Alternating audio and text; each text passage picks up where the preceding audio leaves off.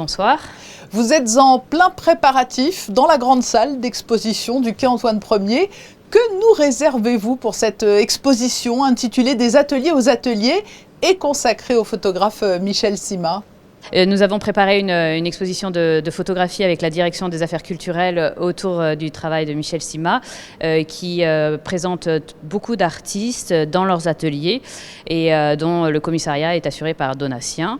Et donc nous avons revu l'espace en conséquence pour accueillir toutes ces photos. Sans trop en dire non plus, quelle a été votre base de travail? Quels seront les éléments que l'on pourra découvrir dans cette exposition?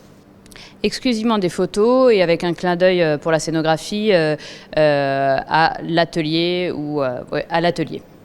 Ce n'est pas votre première scénographie à Monaco, hein, Cécile de Gosse? Non, j'ai commencé par une exposition au Grimaldi Forum autour de Picasso. C'était en 2013 de mémoire.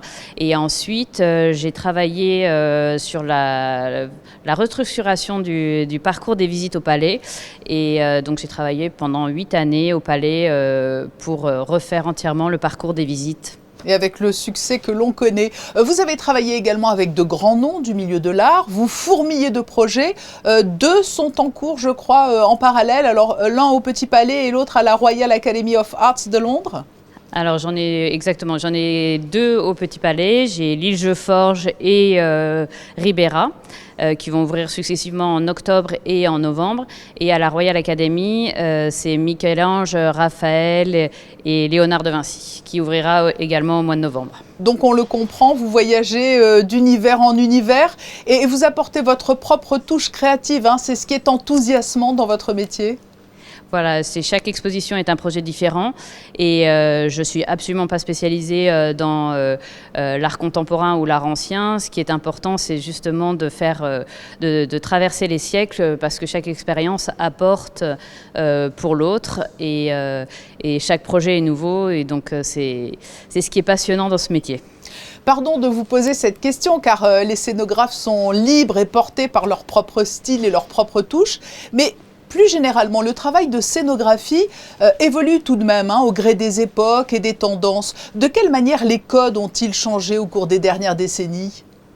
Alors déjà, la scénographie, on va dire, il y a une vingtaine d'années, n'avait pas beaucoup, entre guillemets, d'importance. Elle prend de plus en plus d'importance pour les expositions et le milieu de l'art est en croissance. Et donc, c'est vrai que de bien exposer les œuvres ou de bien les montrer, que ce soit pour une exposition, une maison de vente ou une galerie, a son importance. Et les codes changent.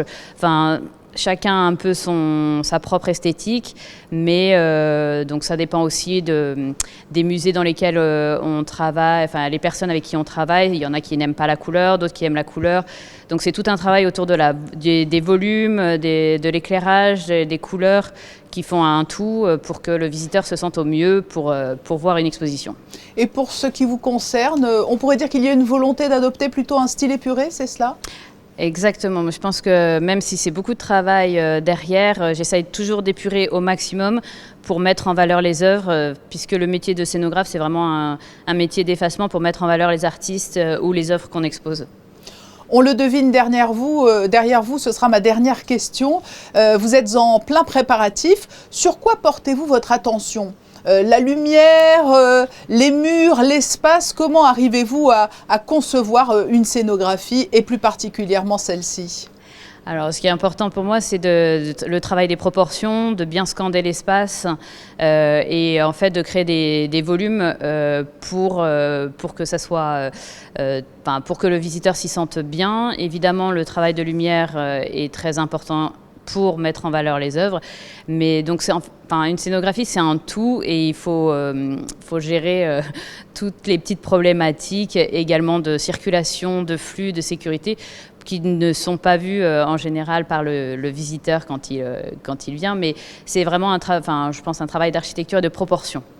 Eh bien, nous allons vous laisser finaliser ce travail de scénographie à la salle d'exposition du quai Antoine Ier. Merci Cécile de Gosse et nous donnons rendez-vous aux visiteurs à partir du 18 septembre. Merci.